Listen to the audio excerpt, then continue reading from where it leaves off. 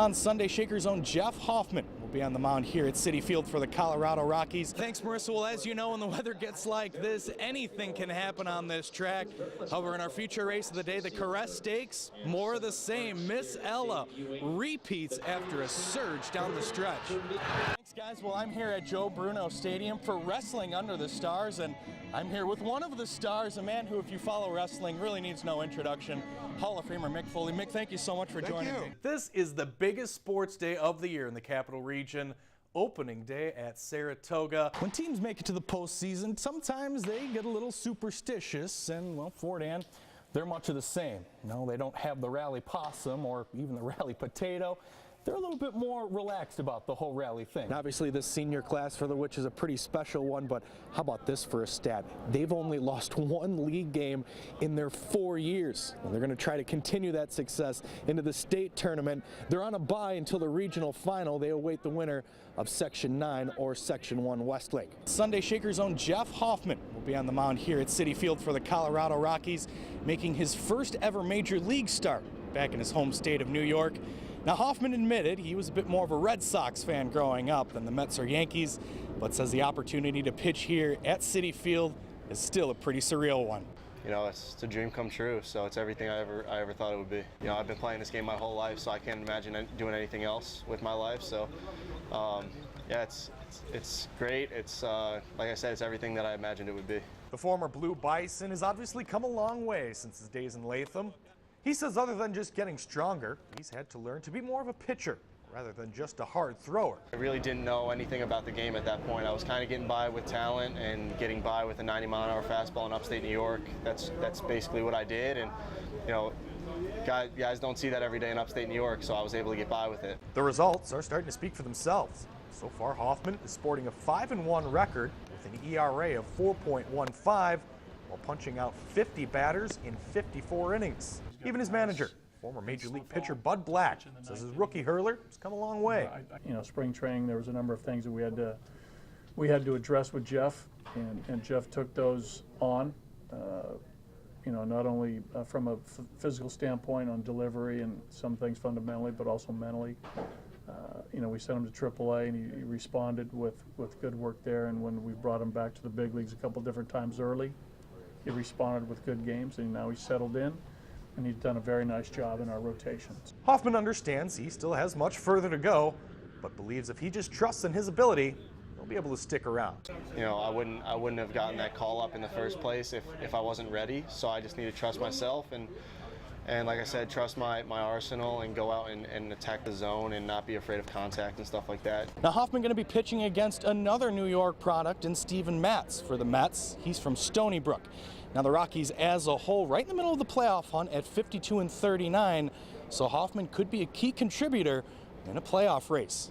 Reporting here at Citi Field, Ian Preston, Spectrum News. One of the top high school basketball players in New York making big news this weekend. The Albany Academy product is going to go play college ball at the University of Washington. Gatorade Player of the Year in New York follows former Syracuse assistant Mike Hopkins out to Seattle. Wright originally planned on attending prep school, but after a weekend visit, Wright apparently changed his mind, signing his letter of intent on Saturday for the Huskies. Now, this is the second time this month Coach Hopkins has signed a New York recruit out from under former boss Jim Boeheim in Syracuse. Now, we spoke with Wright over the phone Sunday, who told us his sudden signing with Washington, even a little bit of a surprise to him in a way. It's one of the best weekends in the Capital Region every year. And on Saturday, the entire 518 paying close attention to what was going on at the Carrier Dome. Two local high schools, Troy and Glens Falls, looking to win state titles in football in the afternoon. We're going to start in Class AA with Troy and head coach Bob Burns looking to complete the mission, go undefeated, and bring home the title to the Collar City. They had to get by Victor, though, from Section 5, and early on the turnover bug biting Troy. Here, John Germanario picked off, but Germanario would literally get it right back on Victor's first possession, the run up the middle, but the ball coughed out, and Germanario falls on it.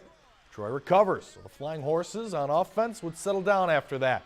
And that's when Mr. Dev Holmes would take over here on the end of the round, looking like Percy Harvin with those moves and that speed. 53-yard TD run. Troy leads 7-0. Let's move to the second quarter now, and it's more from Holmes.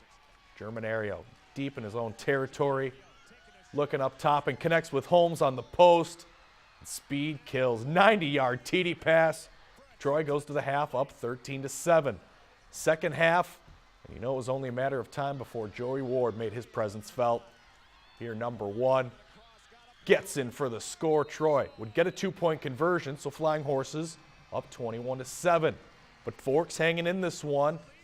Zach Esterbrooks, handoff up the middle, breaks a tackle, and there he goes. 80-yard score. We got a ball game. Blue Devils cut the lead to 1 score. With under 6 to go, Victor back again inside the 10. Chris Ferrone breaks a tackle, gets in for the score. Victor down a point, and they decide to go for 2 on the little gimmick play. But Troy snuffs it out, and they're going to hold on to that 1-point lead. All right, under 2 to go now. Troy trying to run out the clock. Gutsy call by Coach Burns. Germanario over the middle to Jesse Brown. Flying Horses win a thriller, 21-20, the final. There are few players in the New York Penn League that can match the power of Jake Adams. The Valley Cats' first baseman has been a pro for only 5 days, but is quickly establishing himself as a big-time power bat. It's elite pop. He's put on shows and batting practice, which has been fun, but it's still going to take a little bit of time, but I'll tell you what, it's legit big league pop. Adams homered in his first at-bat as a professional last Friday. He followed that up Monday night with this. Now, a couple of early season homers may not exactly raise the eyebrows down in Houston, but the Astros organization knew what they were getting when they drafted Adams in the 6th round out of Iowa. Swung on high to the air out to center. Going back now. Shea Murray's looking back, and it's gone. Adams' 29 homers during college this season not only led the nation, but also broke the Iowa school record for homers. Up Jake Adams, a new Iowa record. If you include his time at junior college, Adams has launched 71 homers in the last 3 collegiate seasons. A slump-busting solo blast. And yet, going from the metal college bat to the professional wooden version hasn't seemed to sap any of that power. The only thing that's really different is righty pitchers throw a lot more changeups to righty batters that we didn't see that much in college. Other than that, the game's been the same, Delo's been the same, so it's been an easy transition for all those new guys. So, I mean, like I said, it's an easy transition, and I feel comfortable up in the box right now, and hopefully I can keep that rolling to my this year. Adams' manager, Morgan Ensberg, knows all about the long ball himself. He hit 110 of them during his major league career, including 36 in the 2005 season. But it's not Adams' pop that has his manager so impressed. He puts good cuts on the ball. He takes, borderline pitches that is good because usually those borderline pitches is shown statistically that those go for balls. And so he's constantly put himself in hitting counts. So it's exciting to see. It's fun to see guys hit the ball so far. It's early and professional pitchers have yet to adjust to Adams, but he thinks that batting in the middle of this Valley Cat lineup will only mean more success. I feel really comfortable where I am in the lineup. If we can all keep it rolling, I think we're all comfortable right where we are, and yeah, I know it helps us all out. In Troy, Ian Preston, Spectrum News. The sparkle in his eyes is just, it melts your heart. This is Chase Foley. He loves hockey. He's crazy about hockey. He has a cousin that plays hockey and mesmerized. He's just mesmerized at the thought of it. I don't know what it is. I don't know if it's the ice or the skates, but he's just in awe. If you would have seen Chase a year ago, you would have never believed he'd be out here on the ice playing and laughing. Chase has spent almost all of his 5 years fighting to live. When he was a month old, and they come in and say, I'm sorry to tell you, but your son is 98% filled with cancer blast. He's not going to make it through the night. When they first came in to tell us, they also brought people in to plan his funeral. Chase made it through the night, and the one after that. Soon, the days turned into weeks, and that's when hope came through. And they approached us about a study drug, but the only catch is that Albany Med and New York City are the only 2 hospitals that had it. We knew our decision, and our decision was to come to Albany Med. Around that same time, across the river in Troy, a new hockey tournament was starting to take root. Local amateurs, mostly 40 and older, coming together for the love of the game, but also to help out families like Chase's. I think that this tournament has become less and less about hockey and more about the families at the Ronald McDonald House. The Capital Cup tournament is now in its 7th year. So far, it's raised more than $200,000 for families like Chase's that stay at the Ronald McDonald House, free of charge, while the kids, like Chase, undergo treatment. Like everybody who meets Chase falls in love with them, and Mom and Dad and his big sister, and he's got an older brother and sister too. They're just a special group of people. So it was our honor to help them, and we've been right there along with them throughout their journey. That journey is almost complete. Chase is now cancer-free and living life like a normal 5-year-old. He's also a team captain for the mighty Hudson Crappie and has been for years now. Does he give you any good Herb Brooks pep talks before going out there? A lot of fist pumps.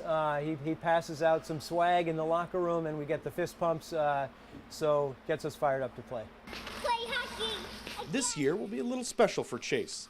On Saturday, he and his family will get to meet the man who donated the bone marrow Chase needed, all arranged through this hockey tournament and the Ronald McDonald House. People ask me, how did I get so strong and where did I get my strength? It's because of the people that made it possible. It's the Ronald McDonald House. It's the Capital Cup. It's them that was my strength. As for Chase, Liz says he's just about old enough now to start learning how to skate, and soon after that, she says, you'll see him on the hockey rink. In Troy, Ian Preston, Time Warner Cable News. There's one trainer here in Saratoga who just seems to stand out in a crowd. He's known for pulling off upsets here, hosting parties at his barn, complete with gumbo, and one more thing. Bloggers and stuff started calling me the Dragon Slayer, so I like that better anyway. So now I'm the new Dragon Slayer is my new name. They named me here in New York. He may not be mistaken for St. George anytime soon. Isn't that perfect? But trainer Eric Guillot is very much the stuff of legend. I got the guy from the Twilight Saga, way more handsome, so I'm giving you a lot more credit than you deserve when it comes to Teflon Todd here. The infamous Cajun and his voodoo dolls, Karen McLaughlin, are back at the spa and shaking things up once again. Funny thing about Fletcher is the other day I would embarrass my wife because she keeps saying that he looks like Ray Romano, but I couldn't get a Ray Romano doll. This year, it's his colt Laubin who's bringing the magic back to the spa. A shocker! A maiden has won the Jim Dandy! Just a few weeks ago, the Genius, with a J, put the maiden in a star-studded Jim Dandy field. And won going wire to wire. Week before the Jim Dandy, he goes, "Big dog, why don't you run that LeBan a maiden race and give him a W?" So I did, but it was a $600,000 maiden special weight. Number 2, Laubin was first. Now Guillot hopes Laubin can get another win, this time in the Travers, and he's using all the help he can get. And Charlie Brown got 3 of them going in there, and he's been getting a little cocky lately. So I figured I'm gonna put it to him, stick it to him good with the voodoo doll. So that's why it says, "Help me, Guillot," and the dragon's eating him, and the dragon slayer me over here hanging out with the sword, just saying, "Later, Charlie Brown." No trainer in the Travers is safe from the Guillot voodoo. I sent that to half a dozen people. Everyone knew this was Steve-O. I call him Steve-O. Yeah, the hair, that's what I'm saying. The hair and the goatee, it looks like Steve, you know what I mean?